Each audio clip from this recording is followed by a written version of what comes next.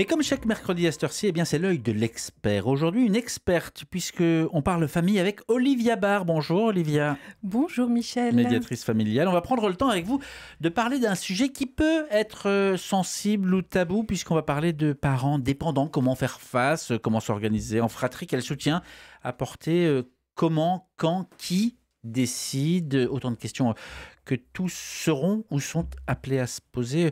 D'abord, quand est-ce que c'est le bon moment d'aborder le sujet ? Alors c'est vrai que c'est des sujets qui sont difficiles parce que ça va mobiliser en général les enfants ainsi que les parents. Alors quand c'est le bon moment, eh bien peut-être qu'on pourrait se dire que l'idéal c'est à chaque étape de la vie du parent, quand il y a un petit accroc de santé qui arrive, du coup on peut peut-être se poser la question et la poser à nos parents. Est-ce que vous avez déjà pensé à un moment où vous seriez peut-être davantage dépendant? Qu'est-ce que vous souhaiteriez? Et puis d'en parler aussi avec les éventuels frères et sœurs. De parler de ses propres inquiétudes et d'être à l'écoute des autres sur comment on va gérer cette partie de vie de nos parents. Mais il est préférable d'attendre tout de même quelques petits événements de la vie parce que trop tôt, ça ne sert pas à grand-chose. Je sais pas, je dirais que ce sont peut-être les événements de la vie qui seront des prétextes, mais si au cours d'une balade, ça vient dans la conversation, je pense que ça peut être l'occasion d'en parler, oui, à tout moment. Alors après, c'est vrai que peut-être que des parents qui sont jeunes se disent en fait, nous, on n'a pas encore pensé à ça, et en fait, c'est OK, ça viendra plus tard. Parents âgés, tutelle, succession, prendre soin, les sujets peuvent paraître différents, mais est-ce que le dossier parents âgés peut s'aborder de la même manière ? C'est vrai que les sujets sont différents et que la question de comment on aborde ces sujets ensemble, là, c'est autrement plus difficile et compliqué. Et en fait, peut-être une des manières de faire, c'est effectivement de façon assez informelle, et puis peut-être de commencer par parler de soi. Voilà, comment j'imagine mes parents âgés, qu'est-ce que ça me fait évoquer, est-ce que j'ai des questions, peut-être je suis inquiète aussi de devoir en parler avec mes frères et mes sœurs. Donc finalement, dès qu'il y a des petits sujets comme ça qui viennent nous titiller, qui nous mettent mal à l'aise, oui, c'est le même dossier, mais il va falloir effectivement en parler. Olivier, vous parlez des frères et sœurs et c'est important, la relation de la fratrie à l'âge adulte, ce sont des liens évidemment uniques, très forts, mais ça n'empêche pas non plus les tensions. Mais effectivement, ce sont des liens très spécifiques parce que nos frères et sœurs, finalement, c'est avec eux qu'on va avoir la plus longue période de vie. Puisque nos parents vont partir avant nos frères et sœurs normalement. Et de ce fait, c'est une relation qui va être très longue. Et c'est une potentielle grande histoire d'amour parce qu'on a tout un vécu ensemble, un vécu familial, des repères, parfois des codes. Et donc tout ça fait qu'on est liés ensemble. Et puis c'est aussi une potentielle grande histoire de conflit parce que tout ce qui s'est passé dans l'enfance peut revenir à l'âge adulte. Et ce qui est assez particulier aussi, c'est qu'on se connaît très très bien entre frères et sœurs. Et que donc on va savoir appuyer sur les bons boutons, soit pour valoriser son frère ou sa sœur, on sait ce qui va lui faire plaisir, mais on va aussi savoir qu'est-ce qui peut le blesser et l'atteindre. Et c'est là que ça va devenir, que cette relation est particulière et qu'elle peut être conflictuelle et tendue. Mais je ne sais pas si vous connaissez cette citation d'une femme qui n'est pas seulement la fille du chanteur, mais qui est aussi et surtout psychothérapeute, docteur en psychopathologie clinique, Caroline Goldman, à ce sujet. Oui, alors dites-moi. Et elle dit « Les frères et sœurs sont les seuls individus de notre vie future à résister à toute illusion contemporaine nous concernant. Ils étaient là et ils savent de quel bois nous sommes faits. » Effectivement, c'est ce que vous nous expliquez. Et puis, il faut aussi prendre en compte le fait que la famille rêvée n'existe pas. Oui, on aimerait bien être la famille Ricoré, en fait. Le soleil vient de se lever. Non. En fait, malheureusement, ça marche pas comme ça. Alors, ça peut-être. Moi, j'en connais pas beaucoup.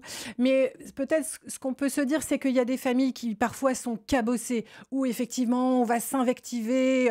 Oui, non, mais t'as vu comment t'élèves tes enfants. Toi, tu peux te garder tes remarques parce que la dernière fois, t'as dit ça à notre père ou à notre mère. Voilà. Et en même temps, ça peut être des familles où, quand il y a un qui est vraiment dans le besoin, quand il y a une difficulté, une maladie, quand il y a des soucis financiers, finalement, tout le monde va se mobiliser pour aider cette personne. Donc oui, en fait, on a des familles qui sont cabossées, des relations qui parfois sont difficiles, et en même temps, il y a des belles choses qui sont là et qui fait qu'on fait vraiment famille. Et d'ailleurs, les relations d'enfants semblent perdurer. Par exemple, quand des fratries se retrouvent très facilement et très régulièrement, eh bien, les places se refont et puis la relation se reproduit. Oui, c'est ça. C'est-à-dire que chacun reprend son rôle.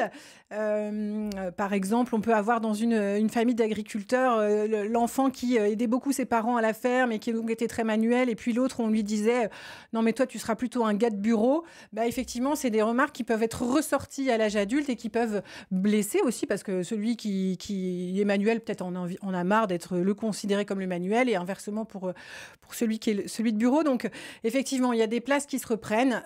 Voilà, celui qui aidait beaucoup ses frères et sœurs, qui est toujours considéré comme celui à qui on peut faire appel quand on a un souci.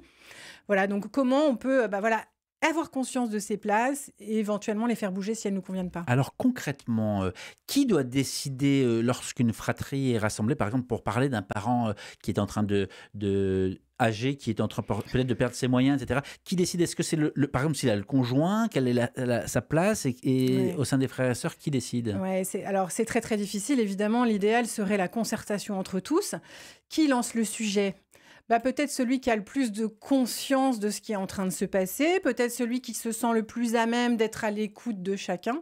Et c'est vrai qu'on se dit qu'idéalement, ça serait de se retrouver autour d'une table et de laisser la place à chacun pour s'exprimer pour lui-même sur ce qui est en train de se passer et qu'est-ce qu'il a envie d'en dire. Et comment faire pour ne pas avoir le sentiment d'enterrer la personne? C'est un peu quand on prend sur ce sujet, quand on aborde le sujet, très rapidement ça arrive. Oui, que les personnes puissent se sentir enterrées d'avance. Oui. Bon, alors évidemment, la réponse classique serait de dire bon, c'est pas parce qu'on parle de ces sujets-là que les personnes vont mourir plus vite, mais ça se joue bien ailleurs. Peut-être qu'on peut en parler et dire voilà, en fait, c'est pas une question de on veut de te voir disparaître ou on a peur que tu meurs après-demain. Simplement, c'est que si ces sujets ne sont pas tabous et sont parlés ensemble, peut-être que tout le monde sera plus apaisé et plus tranquille. Alors, à propos de parents âgés, est-ce qu'il faut tenter au maximum de prolonger la vie de ce parent âgé dans son environnement habituel, ou est-ce que, comme par exemple faire des travaux, aménager une douche ou je ne sais quel, ou faire venir des aides, ou est-ce que le choix doit être assez simple et facile de placer cette personne? Je pense que ça dépend de beaucoup de facteurs. Effectivement, il y a des questions que souhaite la personne pour elle-même. Vous avez des personnes âgées qui, depuis longtemps, disent moi, quand je serai dépendant, je suis OK pour aller en maison de retraite. Et il y en a même qui vont aller visiter des établissements avec leurs enfants avant d'en avoir besoin. Donc, ça dépend de ce que la personne souhaite. Ça va dépendre peut-être aussi des moyens financiers qu'il y a à disposition pour aménager ou pas, pour aller en maison de retraite ou pas. Ça va dépendre des aidants, beaucoup. Est-ce que les aidants sont toujours disponibles et ont encore l'énergie, ou est-ce qu'ils sont épuisés, fatigués? Donc voilà, il y a énormément de facteurs à prendre en compte. Olivia Barr, médiatrice familiale, est notre experte aujourd'hui. Alors concrètement aussi, si un des enfants de la fratrie refuse soit d'aborder le sujet, soit de trancher ou s'oppose catégoriquement à toute décision, comment est-ce qu'on fait? Alors ça, c'est des sujets qui sont effectivement très difficiles. Ce qui peut être intéressant, c'est d'aller essayer de comprendre ce qui se passe pour la personne qui ne veut absolument pas que son parent aille dans un EHPAD, par exemple. Et j'ai en tête une dame qui disait, moi, il est hors de question que je mette maman en maison de retraite. Et en fait, quand on se pose pour en parler avec les frères et sœurs, elle dit, mais vous savez, maman, en fait, quand papa est parti et l'a quitté, vous étiez déjà ado, mais moi, j'étais une jeune fille, enfin, une petite fille, et j'ai mesuré combien maman, elle a tout donné pour s'occuper de moi. Et donc aujourd'hui, pour moi, c'est impossible de la lâcher et de la mettre en maison de retraite. Ce serait comme ne pas honorer ce qu'elle a fait pour moi. Voilà. Et déjà, quand il y a ça qui peut se dire, il y a des portes qui s'ouvrent pour que les autres frères et sœurs puissent comprendre pourquoi cette position est si fermée. Et puis ensuite, d'essayer de dire, OK, alors quelles seraient tes craintes? Comment on pourrait...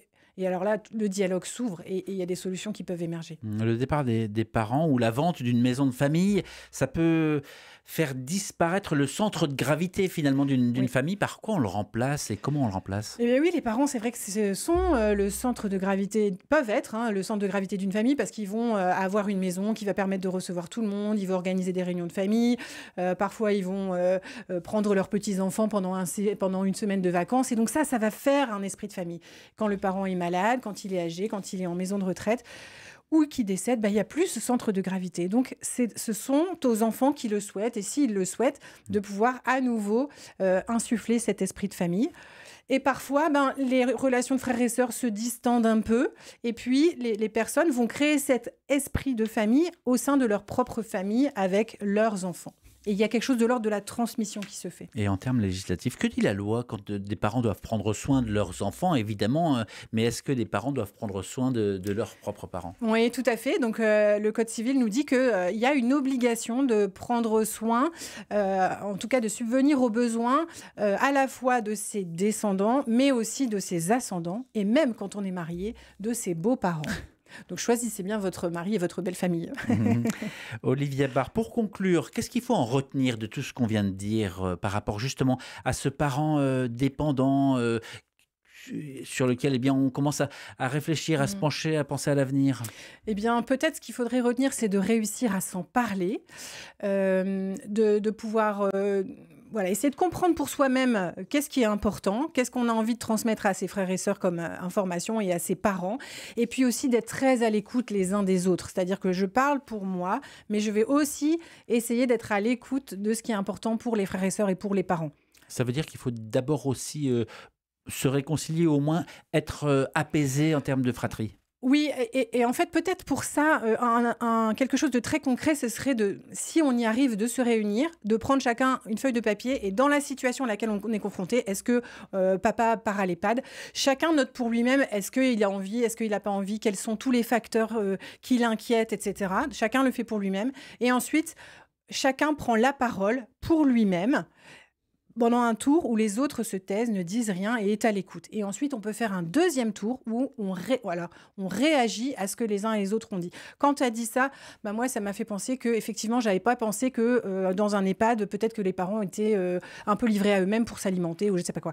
Et du coup, ça va créer un dialogue dans le respect de chacun.